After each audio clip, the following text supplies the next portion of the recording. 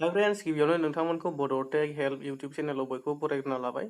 दा आं नोंथांमोननो खोन्थानो नागिरदों गावनि मबाइलजों माबादि नाम्बार प्लेटआव नायनानै गारि बिगोमाया सोर मिथिनो हायो। भिडिअखौ जोबजासिम नायलांदो आरो चेनेलाव गोदानब्ला अननानै साबस्क्राइब खालामलां आरो बेल आइकनाव थुनानै हो, जाहाथे गोदान गोदान टेकनिकेल भिडिअफोर आपल'ड होयोब्ला नोंथांनिसिम सौहैग्रोयो। फै बिदिब्ला भिडिअखौ आवगायलांनोसै। गिबियावनो प्ले स्ट'राव हाबनोसै।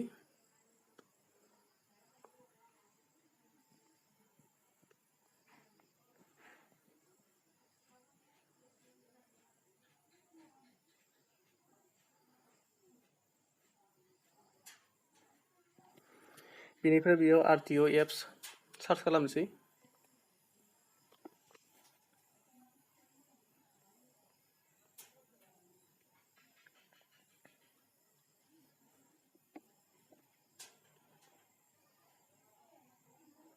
बेखौ इनस्टल खालामनोसै आङो।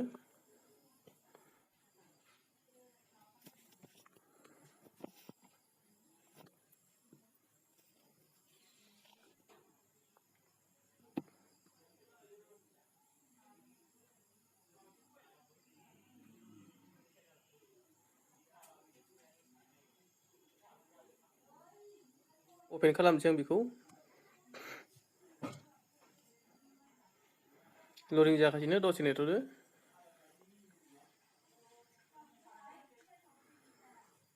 बेयाव लेंगुवेज सेलेक्ट खालामनो होदो, आं इंलिसखौ सेलेक्ट खालामबाय। बिनिफ्राय बेयावहाय होदों बाइक, कार, बास, ट्राक, ट्रेक्टर, बेफोरखौबो नायनो हायो।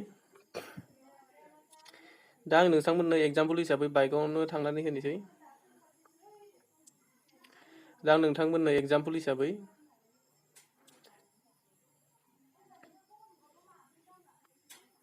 नैबे बाइकआव थुना होनोसै। बाइकनि डिटेल्सखौहाय बाइकनि डिटेल्स बिदो। दा आं एग्जाम्पल हिसाबै जिखुनु होनोसै।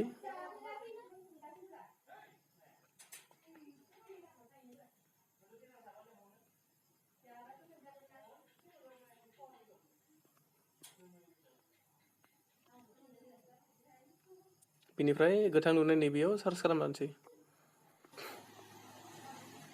बेयावहाय गासैबो डिटेल्सआनो दंजोबो, नोंथांमोना नायबानो जाबाय। आं फारि फारि देखायलांगोन।